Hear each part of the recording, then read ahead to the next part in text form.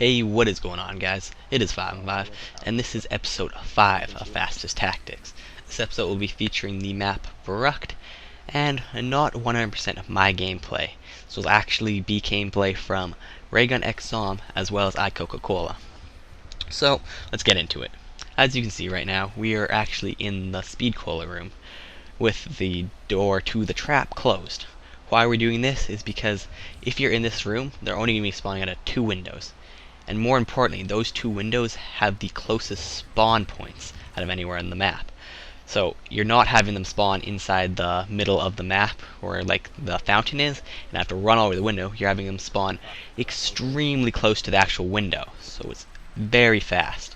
Anyways, the problem about this is, well, as you can see, it's not very safe. So you cannot do this for very long. I would say the maximum is about 30.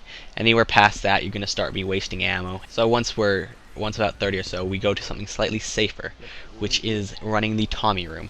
It is still not completely safe, but if the white player goes down, you most likely do not need a monkey to revive him, because it's much easier to train in this area. But as you see in the video, what we do is we have the white player train in the front, the other guy just hold the window until the last second, let the guys out, you merge the zombies and kill them together. This, if done properly, should still be faster than the normal trap strategy that you will start doing when you're done with this. But, of course, it won't work forever because you'll run out of ammo.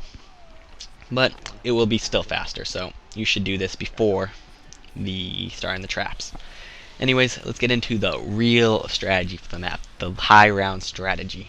So, there's actually 2 different strategies, or tactics, I shall be talking about in this video. One will be the fastest tactics, of course, and the other one will be the fastest safe tactic. I'll be comparing and contrasting both these strategies, as well as explaining exactly why they both work. Anyways, without any further ado, let's get into the first strategy I'll be talking about. This will be the fastest tactic. This tactic or strategy was the strategy that iCoca-Cola and Gladiator used to get their round 61 on this map. So as you just saw, they use the trap at the speed cola. After killing a full horde at the speed cola, the zombies will be respawning in 3 different zones. One will be in the speed cola, one will be in the Tommy room, and then one will be in the trap room, of course. So after that, they can just walk down into the Tommy room and then have all the zombies come at them from one direction and easily just walk to the other trap and they'd be in a nice horde. The one problem is chances are there'll be a few extra zombies that they'll miss. So what they do to solve that is, instead of both of them trying to go back down the stairs, is they'll have one player run around the other way in the map. Not only does this make it more safe because the zombies will not trap both of them on the stairs, what it does is it actually makes it faster, because when you kill the zombies on that trap, they'll be spawning in STG as well as downstairs and in the trap, which will take them a lot longer to go around the map that way. Whereas if they both go a separate way, it's pretty quick to get to the other trap. So as you see, they merge there and they bring them both into the trap. Works quite well. They both run down and they're back to the original way they were doing it. Now let's talk about one problem with this. The problem is they're pulling their trap as all the zombies are getting there. So that trap is going to be on for another 20 to 25 seconds after they kill the first horde. So what this means is all the zombies that spawn behind the trap will die, which normally you'd think is a good thing. Extra kills is a good thing. But on Verruckt, as you'll see about here, is you'll have a bunch of extra respawners. And those respawners really can get in your way and block you when you're trying to get back down the stairs. So if you're doing it this way, you are forced to have one player run around the other side of the map, or else it would not be safe enough and would not work to 60.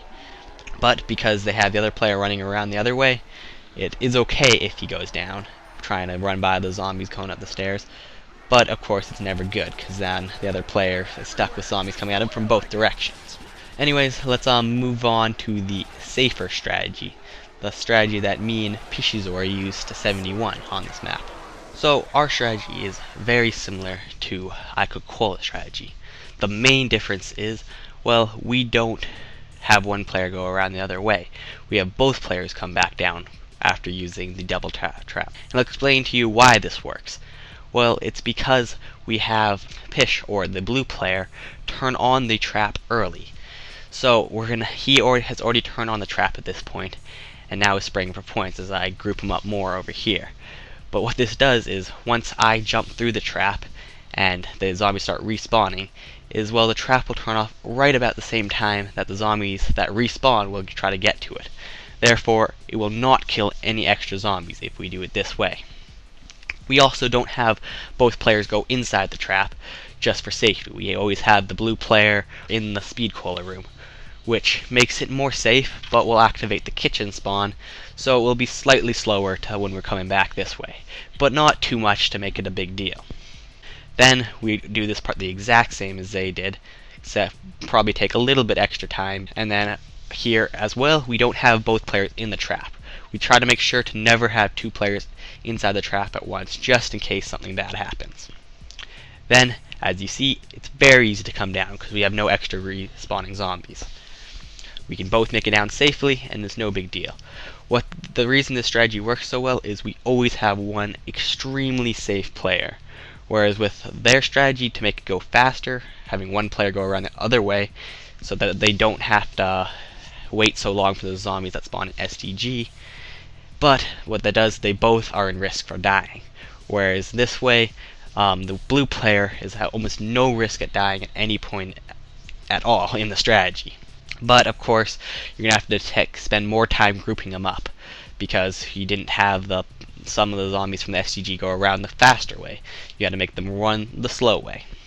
Anyways, there's one last thing I want to talk about, and that's a mechanic that's unique to Verruckt. I don't really have a name for it, but I'll try to explain it as best that I can. Okay, so for example, let's say you just killed a horde in the speed cola trap. Now they'll be spawning in the Tommy zone. Therefore, zombies will be spawning in the center. Yes. Well, if you move zones after that point, then the zombies will actually change where they want to go into the zone that you're in. So let's say I'm in the jug room now. They want to go there. There is one simple way to stop them from going into the zone that you are now. All you have to do is put one board on any window in the zone that is connected to the middle of the map, and then the zombies will be stopped in the trap and not be able to go through that window until you kill zombies in that zone to reactivate it. So this is a really helpful trick you can use for almost any strategy, and we abused it a lot in this by always rebuilding the window inside both traps, as well as one window in Tommy, which just made the things even safer. So really, that's all I have for this episode.